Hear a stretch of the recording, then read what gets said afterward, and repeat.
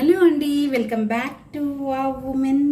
ఈరోజైతే ఇంకా ప్రొద్దున మిగిలిన అన్నం ఉంటుంది కదండి, టేస్టీ రైస్ చేసుకుందామండి.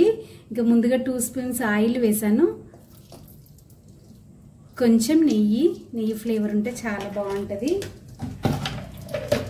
ఎప్పుడు మనము పోపన్నం అలాంటివి చేసుకుంటాం కదా, మిగిలిపోయిన పోపన్నం ఇంకా లెమన్ రైస్ అలా, ఇదైతే ఇంకా చాలా టేస్టీగా ఉంటుంది. అప్పుడప్పుడు ఇలా కూడా ట్రై చేయండి, చాలా బాగుంటుంది. ఇంకా దీని కొరకు అయితే నేను స్పైసెస్ తీసుకున్నాను.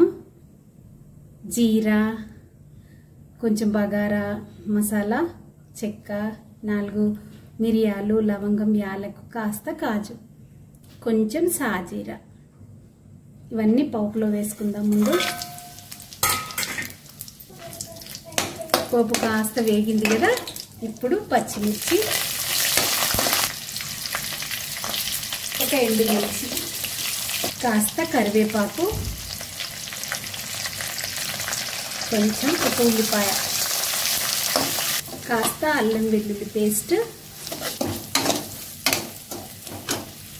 పోపు బాగా వేగింది, ఇప్పుడు రైస్ వేసుకుందాం. పిల్లలైతే చాలా బాగా ఎంజాయ్ చేస్తారండి.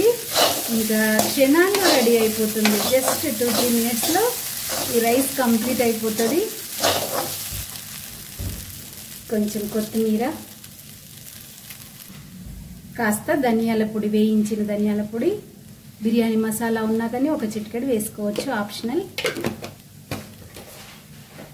తగినంత సాల్ట్ వేసుకొని కాస్త కలిపితే సరిపోతుంది. ఇంకా టేస్టీ రైస్ ఐటమ్, పిల్లలు లొట్టలు వేసుకుంటూ తింటారు, నిజంగా చాలా బాగుంటుందండి. నచ్చితే మీరు కూడా ట్రై చేసి ఎలా ఉందో కామెంట్ చేయండి ఫ్రెండ్స్. Thank you, bye. మా ఇంటికైతే స్పెషల్ గెస్ట్లు వచ్చిండ్రు, మా తమ్ముని కొడుకు, బిడ్డ. వీళ్ళు ఇప్పుడు టేస్ట్ చూసి చెప్తారు ఎలా ఉందో చెప్పురా అని.